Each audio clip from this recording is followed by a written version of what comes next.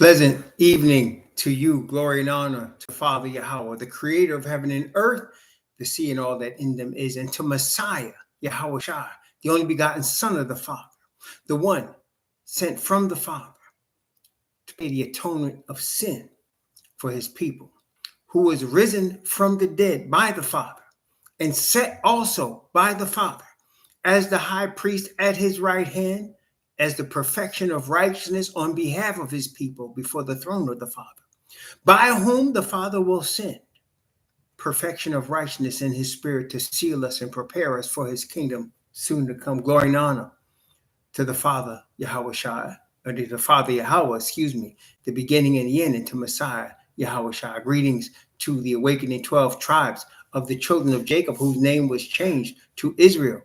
Greetings to the Gentiles among us who have left the gods of this world to serve the Most High Yahweh, the God of Abraham, Isaac, and Jacob, and the God and Father of Messiah Yahweh Shai. Greetings to the chat, Yafi, Brother Ricky Boy, Superstar, Only One Way, Brother Gary Joseph, Nebraska, 23, and family, and Sister Love Blue, Brother David Harry, Brother Baldy, Mike Check, Stephen Kelly, Brother Michael, and Brother Wheel Thesia. Greetings to all of you. Praise the Most High. Tonight, we're going to look into, in the Word, the current event. Of course, Wednesdays we reserve for current events as it relates to prophecy. And there's always something going on because we are in the last days of Gentile rule. The last days of the kingdom of Gentiles, of the Gentiles, is upon us. Their kingdom is about to be destroyed and replaced with a kingdom of righteousness from the Father, and all power, glory, and honor has been given from the Father to Messiah, Yahweh Shai, who will be the king of this planet Earth very shortly in the next 7 years and 4 months. Praise the Most High. And we, as his chosen ones, are being prepared for that time. We're being prepared for a time in which the majority of planet Earth has no idea what's coming. And that's what this is about today. Earlier this week, in fact, 5 days ago, the nation of the state of Israel, the Zionist nation of the state of Israel, sent missiles to the sovereign state of Iran. And the pretext for bombing Iran was to destroy Iran's ability to make a nuclear weapon. This pretext goes back, I would say, at least 20 years. There was a time when Iran was suspected of creating nuclear weapons, and this was against the United Nations, the conglomerate of United Nations led by the United States. They would not allow Iran to create a nuclear weapon. And so let's just look at this now. So the United States has nuclear weapons. Russia has nuclear weapons. China has nuclear weapons. Almost most of the European countries that have standing military have also nuclear weapons. India has nuclear weapons. Pakistan has nuclear weapons. Okay, so there's a multitude of countries with nuclear capability. But if any country that is not with the, what's the word I'm looking for? Not with the clique of countries led by the United States, any country that's not with that clique can't have nuclear weapons. And Iran is not with that clique. So Iran, and then going back even further, I would say under the Clinton administration. Under the Clinton administration, there were bombers sent from the United States into Bosnia. If some of you are old enough to remember that. There was a conflict in Bosnia between the Bosnians and the Serbs. And we sent bombers over there. At that time also, there was agitation with Iran. Now, Iran is a nation that sits on the Caspian Sea. Okay, now why is that important? Well, you're talking about the United States. And the United States looks like a lamb, but speaks as a dragon. In our modern terms, what that means is if you have something they can discover, that they can gain power and money with, they're interested in discovering you. So that if, and this has been the children of your Fed's MO for a while, right? I mean, there's diamonds and gold in South Africa, and then the Dutch came, right? There was all kind of assets in North America, and then the Canadians with the French and the English came. And of course, that goes on to go to other countries. There's copper in Chile. CIA came. Very recently, the president of the United States was negotiating with the president of Ukraine for what? Minerals in the Ukraine. So, and of course, let's look at the Bible prophecy concerning that. This is Daniel chapter 11. Daniel chapter 11. And we're going to talk about today Armageddon because, well, we'll talk about it. But Daniel chapter 11, the king of the north is representative of Christianity, more specifically, the Vatican. Okay. Roman Catholic Church, as much as the Christians hate to admit it, is the head of Christianity. The Roman Catholic Church is the head of Christianity. One of the ways we can know this for a certainty is there is no denomination of Christianity that exists right now. You can't name any that existed before the Roman Catholic Church. There is no Christian denomination that exists right now that existed prior to the Roman Catholic Church. And the older, like the Baptists, the Lutherans, the Methodists, the Church of England, all of these denominations that are the oldest of the Protestant denominations, all originated in the Roman Catholic Church. So that the Roman Catholic Church is actually and literally the mother of all Christian churches. They know this, and they'll be glad to tell you. Okay? So I'm not saying anything they don't know. So the king of the north in Daniel chapter 11 represents Christianity. And let's take a look, at some of the verses, because we're talking about assets. Okay? I'm going to talk more about that in a second. We're talking about assets. In Daniel chapter 11, now when it's talking about the king at verse 36, where we're going to start here, that's Christianity, that's the Vatican. Okay, king of the north. King of the south ends up being Islam. Let me ask you all a quick question before we continue. Does Iran have a national religion? Does the Iranian nation have a national religion? A main religion that most of the populace, what is their national religion? Is it Christianity? Oh, it's Islam. It's Islam. Interesting.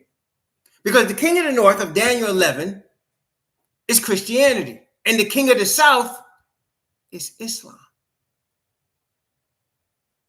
And there are three major man-made religions that rule the earth, aren't there?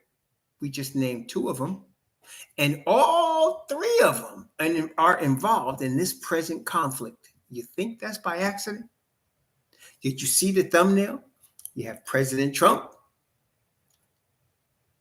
Prime Minister Khomeini, and Benjamin Netanyahu, whose name was Moskowitz or something like that. He's Polish. He changed his name when they came into the land that they don't own. But anyway, That represents the three man-made religions that rule the earth right now: Judaism, Islam, and Christianity. You think that's coincidental? Interesting. All right.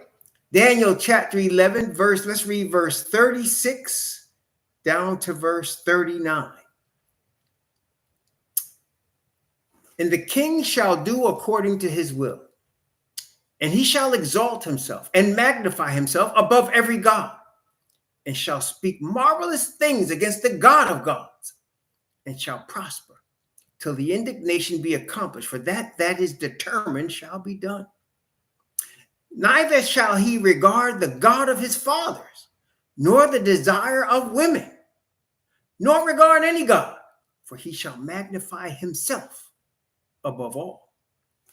But in his estate shall he honor the God of forces. And a God whom his fathers knew not shall he honor with gold and silver and precious stones and pleasant things. Thus shall he do in the most strongholds with a strange God, whom he shall acknowledge and increase with glory, and shall cause them to rule over many, and shall divide the land for gain. Now, let me break this down for you a little bit, because I'm sure you will see it once we explain a little bit. So the God of forces like military, like aggressive, a God that will come into other people's countries and take over, colonize the country, enslave its people, take the assets out the ground. Do we know any peoples that have done that? Has there been any peoples, let's say in the last 2,000 years? That's a long time. That's a good sample size, right? 2,000 years. So in the last 2,000 years, has there been any group of people that have gone and discovered other nations, enslaved their people, took the assets, and killed off the people that fought against them? Oh, Europeans. Okay, I think you're right. So let's say you have Europeans that came from England, and they discovered what is now the United States, and there was Indians already there. They killed off all the Indians, took their land, took the assets, enslaved people to work for them there. That is true. Did the Canadians do that? Yes, they did the same thing. Canadians did the same thing. We have two examples. So that's only two, right? Okay, what about the Spanish? Are they from Europe? Did the Spanish do that to any place? How about the Dominican Republic? Is that from the Spanish? What about Nicaragua? What about Panama? How about Colombia? How about Ecuador? How about Peru? How about Chile? How about Costa Rica? How about Mexico? I think they have. How about the French? Are they European? How about Haiti? How about Cote d'Ivoire? Cameroon? Mali? Senegal. So in all of these examples, and of course, we've already mentioned the Dutch. In all of these examples, you have people from Europe that came to lands that they didn't have any ownership in. They took the land, killed the people that were originally there, and took the land and took the assets that the land produced, whether it be gold or diamonds, cotton or sugarcane, whatever it be, metals, they took it and they claimed it as theirs. Now, it would be really strange if everybody we named, so let's go over what we named: the French, the English, the Dutch, the Spaniards, the Portuguese, let's not forget them in Brazil. It would be very strange, right, if all of these different people over the last 2,000 years had the exact same religion. Wouldn't that be strange? If all of these folks had the exact same religion, wouldn't that be strange? So we'd have to, it'd be real strange if the English, who came and took what's now America, the French, who went and took what's now Canada, the Spanish, who took Mexico, Nicaragua, Costa Rica, Honduras, Panama, Colombia, Peru, Spanish, boy, they did work. And then you're talking about the Dutch who went to South Africa and took over the land, changed everything. And then, of course, the French, the Haitians, Cote d'Ivoire, Ivory Coast. They call it Ivory Coast. Cote d'Ivoire. Mali, Senegal, Cameroon, they all speak French. Now, wouldn't that be interesting if they were all the same religion? I think they were. They were all Christians. All of them. Let's not forget Australia, New Zealand, Australia, New Zealand. Let's not forget the Philippines. They were all Christians that did the same thing every place. Am I lying about that?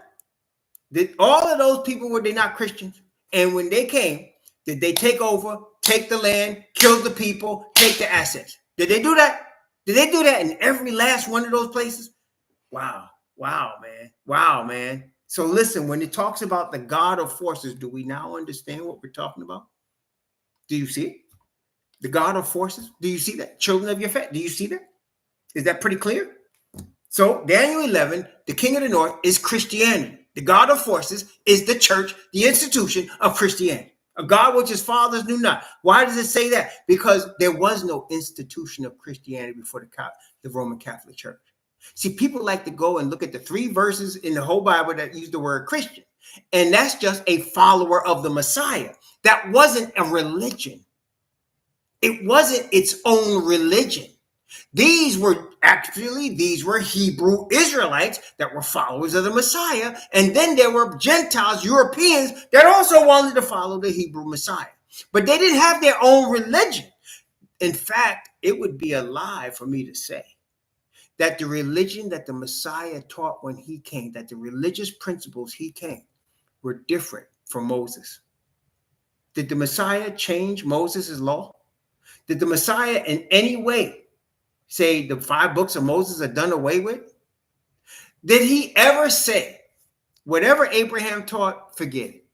Let's have something new. So he didn't create no new religion. So there was no established religion called Christianity until you got to the Roman Catholic Church. Then you got one, and then from that, you got all the others that came after. In the established religion called Christianity. So the king of the north of Daniel 11 is Christianity. The king of the south is Islam. And this, the big Islamic movement, happened under this empire. There was an empire. Did you know they had multiple empires that were Islamic empires? But the first and most powerful one was the Ottoman Empire. The Ottoman Empire came at Rome. They came at Rome. They was going to bring noise. And for a minute, it was all tight until Ottoman fell away and Rome took over again. See? And so that's what it says here in Daniel chapter 11, verse 40. And at the time of the end shall the king of the south push at him. In other words, the Ottoman Empire, representing Islam, pushed at the Roman Catholic Church, representing Christianity. And the king of the north shall come against him like a whirlwind with chariots and horsemen and many ships. How did that happen? Well, let us please understand, brethren. The Roman Catholic Church has the largest army at its disposal. This is the key term I'm using here. Has the largest empire at its disposal in the world. The largest military, I'm saying. The most powerful military. What military do they have there in that little country called the Vatican? What military could they have that they can utilize to put the beat down on Islam? Who's what they got? They got Army, Navy, Air Force. Where they get this from? What they got? Oh, they have complete control of NATO, United Nations, which is led by the United States. So when they want to spank, let's say, Iraq, they could do it. If they want to spank Bosnia or the Serbians, they could do it. If they want to spank anybody, they can do it. They got the technology, the personnel, and now they have an additional arm of their strength called Zionism that is funded by the same United States. Okay, so now you see Daniel 11 is talking about Christianity, Islam, and when it says it shall come against them, that's what happened in both wars of the Middle East, Desert Storm, right? Desert Storm, and then the following one that happened later, Operation Iraqi Liberation, which spells oil. Okay, that was the original second Middle East one. The second one under Bush Jr. They called it Operation Iraqi Liberation, which spells oil. No joke. So now you can see what's happening. So now the Zionists under the state of Israel, a man-made state, man-made by the United Nations, attacks Iran. Now let's talk about the assets of Iran. Iran is bordering one of the most richest areas in the world in terms of assets of oil, both literal oil and natural gas. They said they have so much natural gas and oil in the Caspian Sea. They can't count it. It's in the trillions and trillions of US dollars. So the United States wanted to pump the oil out and the gas out of the Caspian Sea. Problem was they had to come through Iran to do it. They wanted to pump it through Iran and then pick it up there in the Persian Gulf and take off with it, make their loop, right? Iran said, nah, that ain't happening. Nah. Ever since then, there's been beef. Ever since then, there's been beef. That's right. Operation Iraqi Freedom, that was under Bush Jr. That's why I said Bush Jr. Bush Sr. had Desert Storm.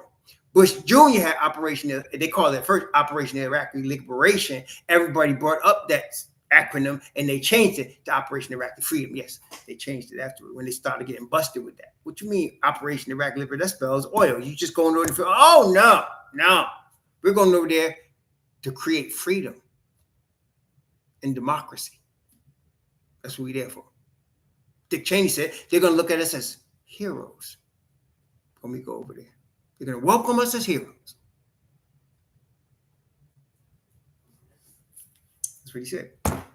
So anyway, so in Daniel 11, the king of the north is Christianity. The king of the south is Islam. Now let's talk about some more. Okay, so we can see in Daniel 11, verse 40, and at the time of the end, I'm an empire, shall the king of the south push at him, and the king of the north shall come against him like a whirlwind with chariots and horsemen and many ships, and enter into the countries and shall overflow and pass over. Now, let me ask you, between Christianity and Judaism, have they entered into the Holy Land and took over many countries? Have they entered into the Holy Land and took over and overflow and pass over? Have they done it? Did they do it about Syria, state of Israel, Palestine, Iran, Iraq? Yes.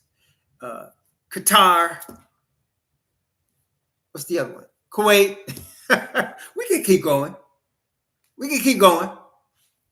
Okay. So that is in response. All of that, I know it's crazy, right? But all of that's in response to the Ottoman Empire. All of that is in response. They will never forget, ever. They're going to continually be punishing them until they surrender, until they completely kowtow to the powers that be. That's what the Bible is telling us. Okay, wait a minute. Verse 41, Daniel 11:41. He shall enter also into the glorious land. We know what that is. And many countries shall be overthrown, but these shall escape out of his hand, even Edom, Moab, and chief of the children of Ammon. So there are going to be countries that are Islamic, that are going to accept the state of Israel and are going to be at peace with the other two powers of Christianity and Judaism. They're already existing. One of those countries is Jordan. Jordan Jordan acknowledges the state of Israel. Another one is Saudi Arabia. And there's going to be more. They're going to be beaten to submission until they do. Oman, that's right. A lot of them. And there's going to be more. Now, there's still a lot that don't acknowledge now, but it's only a matter of time. So look, he says, now, wait a minute. He shall stretch forth his hand also upon the countries, and the land of Egypt shall not escape. Now, you and I, as Bible students, know when the Bible talks about Egypt, there's basically two things it's talking about. One of two things. I'm going to give you one. Okay. You give me the second one. Is that okay? So I'm going to say, when the Bible names Egypt, it's one of two things. One, it's the house of bondage. Egypt represents slavery. Sometimes when he says, I've delivered you out of Egypt, out of the house of bondage. So Egypt represents slavery, the house of bondage that we were in. Anytime we're in bondage or slavery, it's Egypt. Does that make sense, y'all? That's only one. That's one representation. Everybody got that one so far? So when it's mentioned in Egypt, there's only one or two things. One of them is the house of bondage. I have delivered you out. I am Yahweh, your Most High, that brought you forth out of the land of Egypt, out of the house of bondage. House of bondage, okay? And you're going to go back into Egypt again in ships, into the house of bondage. Okay, we understand that. What's the other one? One is Egypt. What's the other one? One is Egypt. What's the other one? Egypt is a system. You're right, Ricky boy, but that's not exactly what I was looking for, but I can't deny that. That's true. But that's the house of bondage. We're in a house of bondage system. No, when I say it, you're going to say it. It's very, always can count on Brother Yakoba. Always can count on that, brother. I'm putting you on the spot. Always can count on the quiet storm, Brother Yakoba Ban Yasharah. He said it. Just what he said. Mizraim. Mizraim. That's right. Hamites. That's right. Mizraim. If you look up Egypt in your concordance, you're going to see a term. Mizraim. Who was Mizraim? Mizraim was one of Ham's children. Cush, Mizraim, Put, and Canaan, right? Ham had four sons after the flood. He had Put, Mizraim, Cush, and Canaan, right? It wasn't in that order. I think Cush was the firstborn. Cush, Mizraim, Put, and Canaan, right? And all of those represent a continent that we are very well aware of today, Africa. Does that make sense, y'all? Everybody got that? Is that good with y'all? Is that good, Ricky Boy 144? Okay, listen. So when he said the land of Egypt shall not escape, what does that mean? According to what we're reading, they're going to bring Christianity and Islam into Africa. They're going to strip Africa of its assets and take over. They're going to colonize Africa. Has that happened? See, I'm saying it as if it's a future thing, but I think you and I understand. It's past tense. Like that's been happening. All the French-speaking places of Africa are colonized by France. All the English-speaking places of Africa are colonized by England. All of the Portuguese-speaking places of Africa, like Angola, are colonized by Portuguese. All the Dutch-speaking places are colonized by the Dutch. And every place I named to you has stripped gold and diamonds and all kinds of precious metals out of the earth that's in Africa. That's right.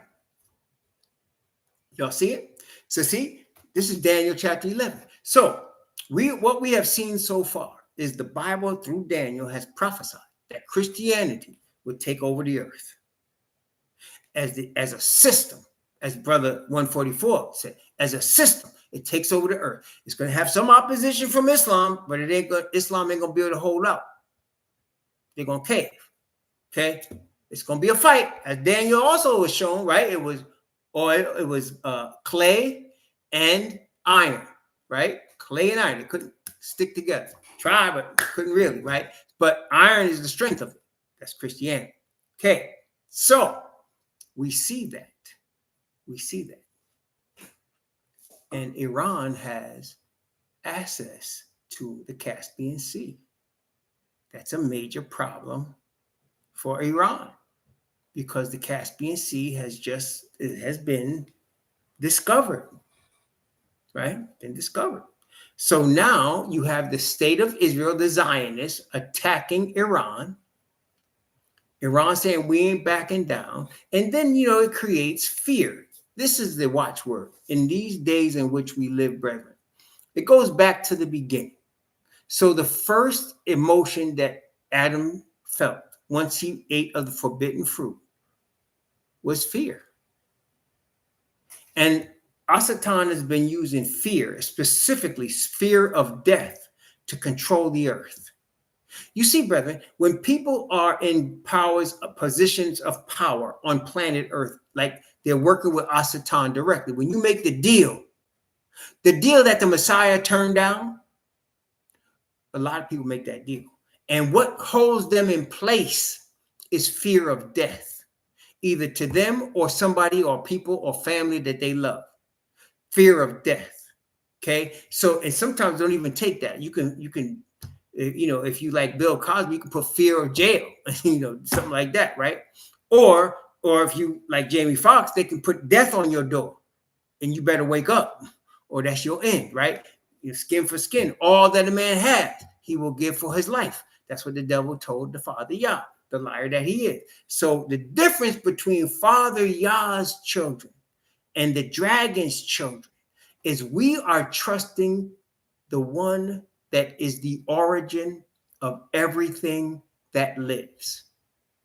And because the Father is the origin of everything that lives, and his representative, Messiah, is also with the Father in originating what lives, we know that even if we die, we will live again. Why? Because the Father sent Messiah, caused Messiah to die on our behalf, and rose him from the dead. And it's because we believe that. Part of being a believer in the Messiah is to understand he lives. He's not dead. And because he lives, all of us that are with the Father will also live. Because the same power to resurrect him is the power to resurrect us. Doesn't matter if it's dust. Okay? Same power. And because of that, we, through the Father's righteousness and spirit, and his grace especially, will overcome fear of death. Okay? We overcome it. And because of that, the devil cannot hold us. But everybody else that don't know the Father and are not acquainted with the eternal spirit of the Father, he can hold them by fear of death. Okay, either to them personally or family or whatever. He can hold them by fear of death. Now,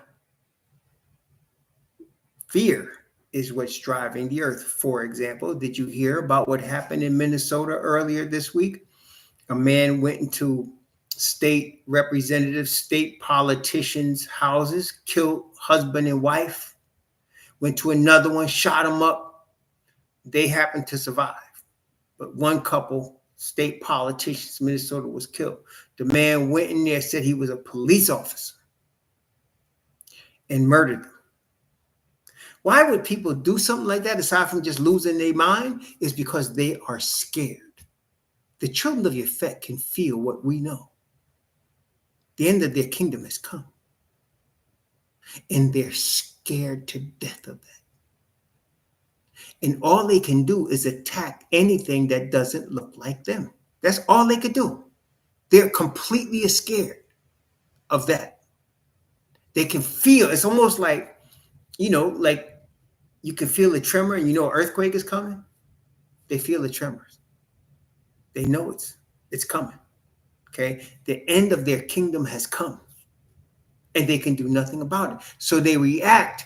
The children of Yefet have always reacted to their fears with violence. They always react to it like that. Okay. And especially when they feel like they have the numbers on their side.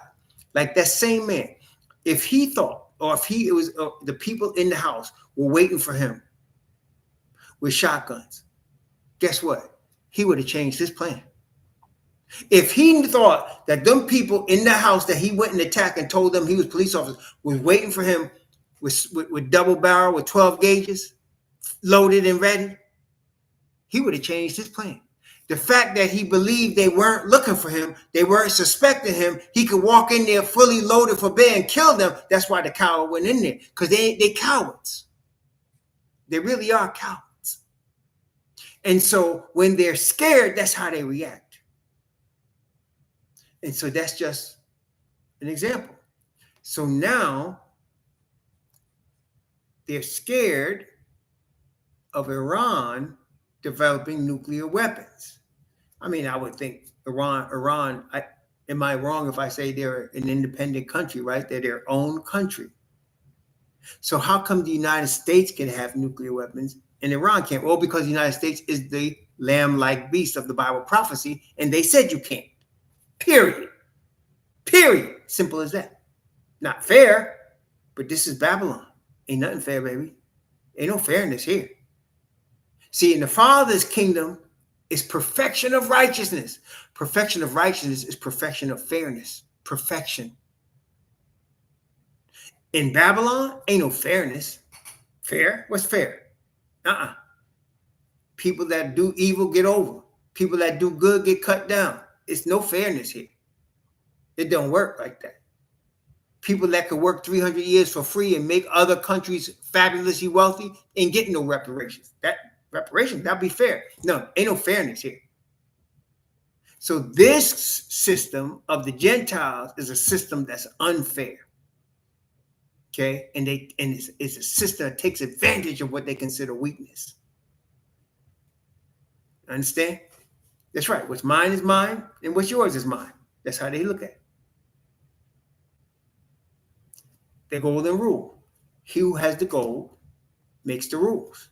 That's the game they play by. That's their playbook. So, with all that's going on and the fear that's in the air, you're going to be hearing a lot of talk about Armageddon. And you'll hear false Bible teachers say stuff like this. We're studying the 4 horsemen of the apocalypse. Have you ever heard that? Have you ever heard any of them false pimps, prophets, whatever you want to call them, say that? We're going to study the 4 horsemen of the apocalypse. First of all, be careful when people use terms that the Bible does not use. Be careful. The Bible never uses the term apocalypse. I know what they think it means, but the Bible does not use that term. Just like the Bible doesn't use the term rapture. Be careful when man-made religions use man-made terms that the Bible doesn't use. Be careful. So, the 4 horsemen of Revelation,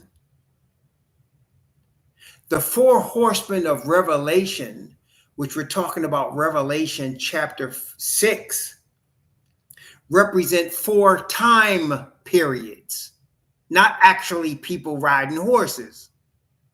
It's time periods. And those 4 time periods go with the 4 churches and the 4 seals of the 7 churches, 7 time periods, 7 seals. Okay? But because people don't really read the Bible and they don't really pray to the Father, they don't believe in him really. They believe in a man-made white Jesus in a man-made Christianity religion. That's not biblical. So they'll make stuff up based on, listen, their fear. Now, Armageddon. When you listen to Christians, they'll tell you that Armageddon is the 3rd world war in the Middle East. Have you ever heard that? Am I telling you something you've already heard? Armageddon is a 3rd world war in the Middle East. That's what they'll tell you. Well, is that what it is? Let's let the Bible, and again, our principle is the Bible principle, right? in the mouth of 2 or 3 witnesses, let every word be established. So we will establish the doctrine of Armageddon by 2 or 3 Bible witnesses. Okay? Let's start in Isaiah chapter 26. Isaiah chapter 26.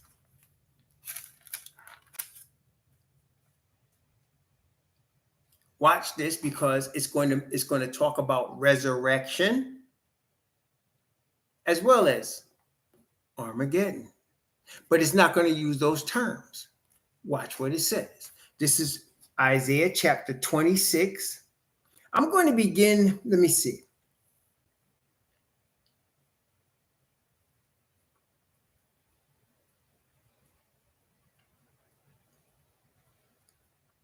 Let me read first verses 1 to 4. Then I'm going to skip down because I got to read 1 to 4.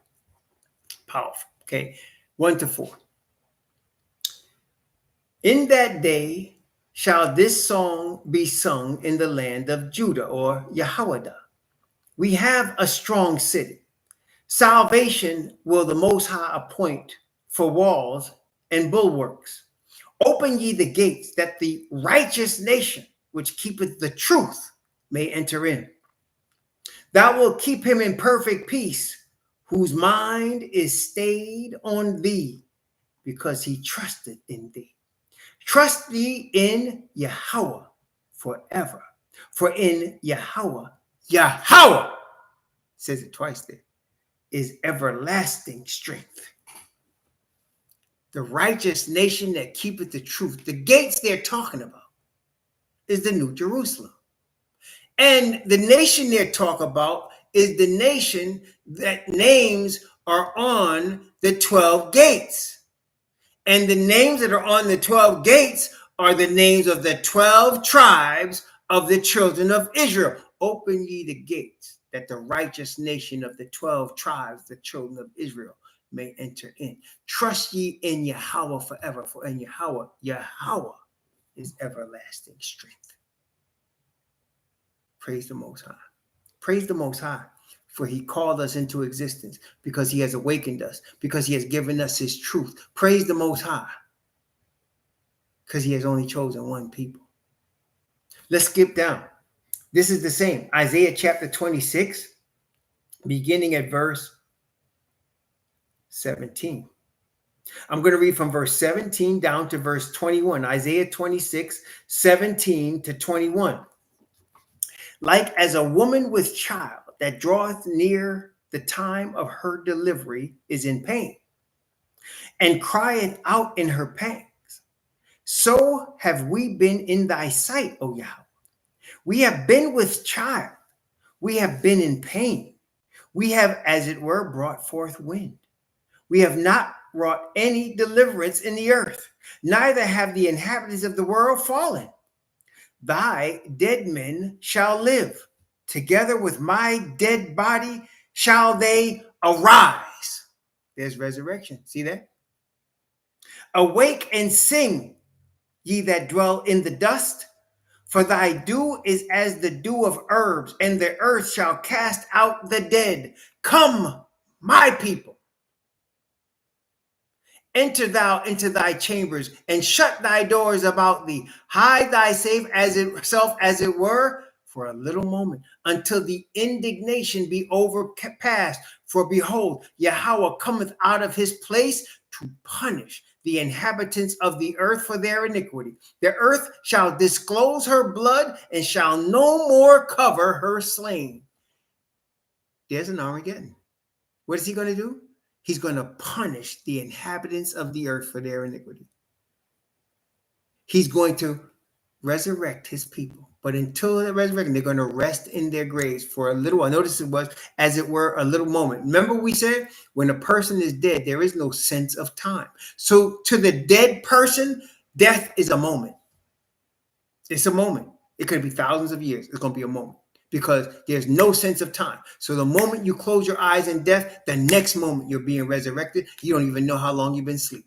For a moment, until the indignation be overpassed. He's going to punish the inhabitants of the earth for their iniquity, and the earth shall no more cover her slain.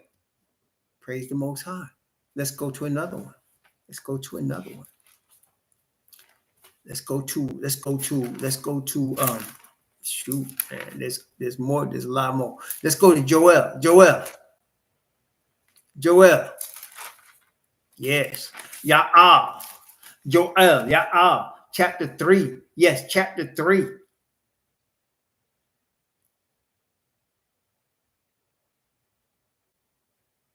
Let's see. I'm going to begin at verse 1 and go down from verse 1 down to verse 13. Actually, verse 1 to verse 14. Yes. Ya'al chapter 3 or Joel chapter 3 is powerful, man. Read that when you get a chance, okay? Powerful.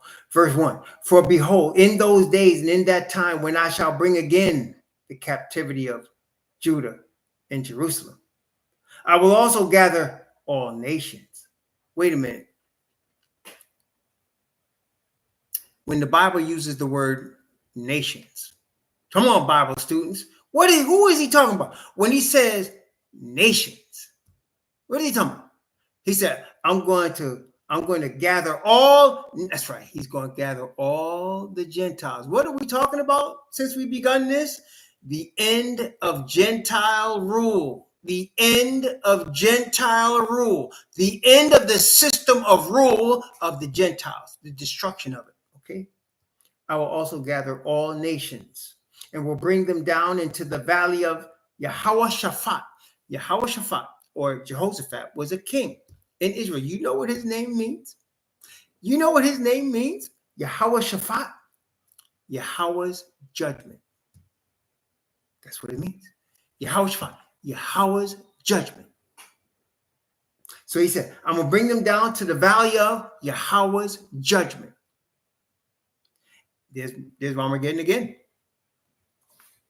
And I will plead with them there for my people and for my heritage Israel, whom they have scattered among the nations and parted my land.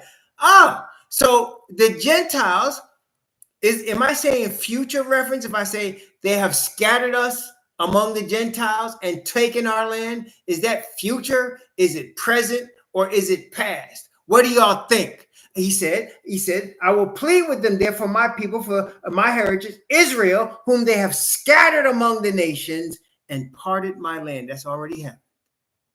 So this judgment coming upon them is for what has already happened. Okay. And they have cast lots for my people, and have given a boy for an harlot, and sold a girl for wine, that they might drink. Yea, and what have ye to do with me, O Tyre and Zidon, Hamites? And all the coasts of Palestine, will ye render me a recompense? If ye recompense me swiftly and speedily, will I return your recompense upon your own head, because ye have taken my silver and my gold, and have carried into your temples my goodly pleasant things. The children also of Judah and the children of Jerusalem have ye sold unto the Grecians, Japhet, that ye might remove them far from their border, scattered. Okay, behold, I will raise them out of the place where ye have sold them, and will return your recompense upon your own head. I will sell your sons and your daughters into the land of the children of Judah, and they shall sell them to the Sabians, to a people far off, for Yahweh has spoken it. Proclaim ye this among the Gentiles. Come on, Gentiles. What he telling you? You want guns and stuff? Okay, go ahead, get it. What he said? Prepare war. Wake up, mighty men. Let all the men of war draw near. Let them come up. Beat your plowshares into swords and your pruning hooks into spears. Let the weak say, I am strong. Assemble yourselves, come ye, all ye heathen, and gather yourselves together round about. Thither cause thy mighty ones to come down, O Yahweh. Let the heathen be wakened, and come up to the valley of Yehoshaphat. For there will I sit to judge. See, valley of Yahweh's judgment. There will I sit to judge all the heathen round about. There's your Armageddon.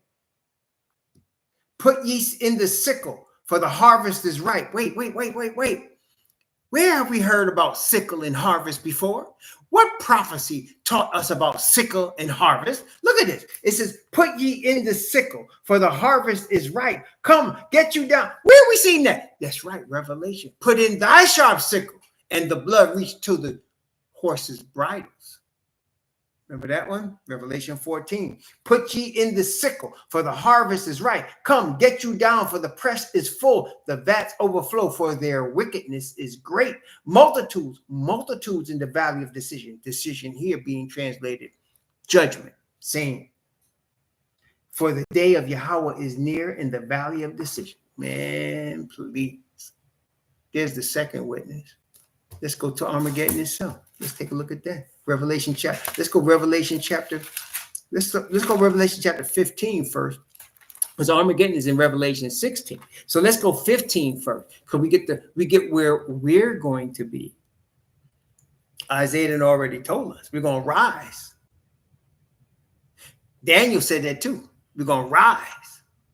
But let's let Revelation tell us before we actually find out what Armageddon really is. Well, we've already seen it. It's the valley of judgment on the heathen.